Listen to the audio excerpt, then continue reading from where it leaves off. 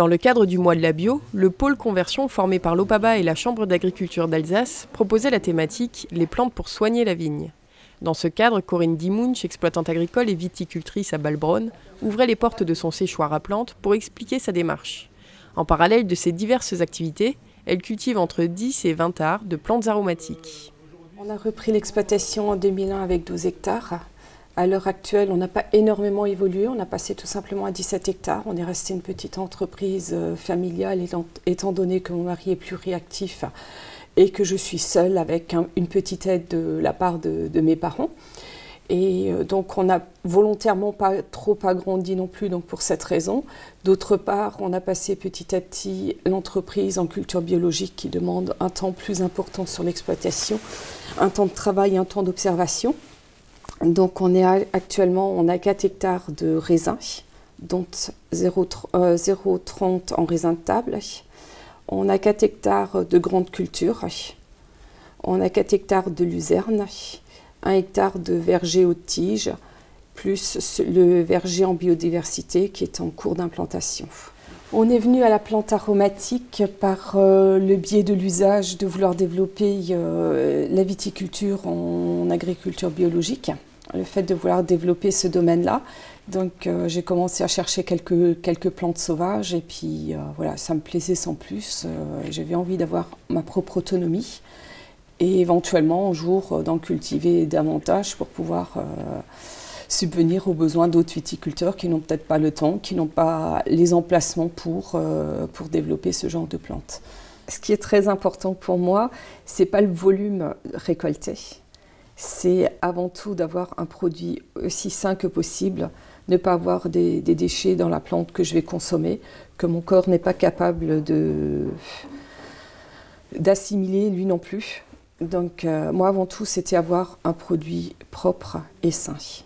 En termes d'itinéraire culturel, l'exploitation pratique la taille Guyot-Poussard. En travail du sol, elle a banni l'utilisation d'outils rotatifs pour éviter la destruction des micro-organismes. En moyenne, entre 8 et 10 traitements sont réalisés à l'année. Les interventions se passent plus en préventif qu'en curatif et le moment d'application est primordial. Un même traitement n'aura pas la même efficacité ni les mêmes répercussions s'il est appliqué le matin, le midi ou le soir, en présence de soleil ou non, et avec des niveaux différents d'hygrométrie. Il faut tenir compte de la météo des jours précédents et à venir et des amplitudes thermiques jour et nuit. Et dans l'idéal, on favorisera le traitement 3 jours avant le périgée Terre-Lune, c'est-à-dire le moment où la distance les séparant est minimum, car la plante est plus vulnérable à ce moment-là. Sur les sols argilo-calcaires, on cultive la lavande, l'absinthe, la rue, l'aquilée, l'origan et la sauge. Par la suite, la camomille. En sol un petit peu plus riche et disons plus... où on cultive donc la reine des prés, il y aurait eu la possibilité de la consoude et de la prêle. Enfin, elles sont toutes des stimulateurs de défense naturelle, de manière plus précise. Après, il y en a d'autres qui sont plutôt biostimulantes, plutôt phytostimulantes, donc qui ont des actions un petit peu diversifiées, mais elles restent toutes des SDN, donc stimulateurs de défense naturelle. Et elles peuvent avoir des effets plutôt fongiques ou des effets insectifuges, les unes par rapport aux autres. Donc si on reste, certaines sont multisites, entre autres l'ortie, qui est un grand multisite. Après, beaucoup de plantes sont composées de nombreux oligo-éléments qui sont nécessaires au développement de la plante. Et je crois que c'est ce qu'il faut avant tout rechercher, c'est savoir bien nourrir son sol, savoir bien nourrir sa plante pour lui trouver son équilibre. Et du coup, le reste devient secondaire. En fonction de son besoin, Corinne Dimunch préparera en amont du remplissage de son pulvé des extraits, des tisanes ou des décoctions. Ce qui distingue ces 3 types de préparation est la macération ou non en amont dans de l'eau froide, puis la plongée dans de l'eau chaude à une température spécifique en fonction de la plante. La qualité de l'eau, son pH en cas de récupération d'eau de pluie et sa teneur en calcaire quand elle provient d'un puits ou en chlore lorsqu'il s'agit d'eau du robinet sont également à prendre en compte. Par ailleurs, des plantes comme la saponaire ou le lierre peuvent rectifier les pH acides. Il y a des plantes qui répondent à des problématiques spécifiques.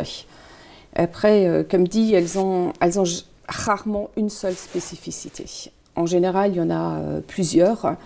elles s'imbriquent les unes dans les autres, d'où l'intérêt souvent aussi d'utiliser plusieurs plantes pour créer une synergie lors de l'application, pour avoir un maximum d'effet sur la culture. Donc une fois séchées, les plantes, elles sont broyées. Elles sont broyées, mises en caisse à l'abri de l'humidité. Et après, au fur et à mesure du besoin, elles sont donc utilisées soit en extrait, soit en décoction, soit en tisane. Et chaque plante est utilisée de manière individuelle, préparée de manière individuelle.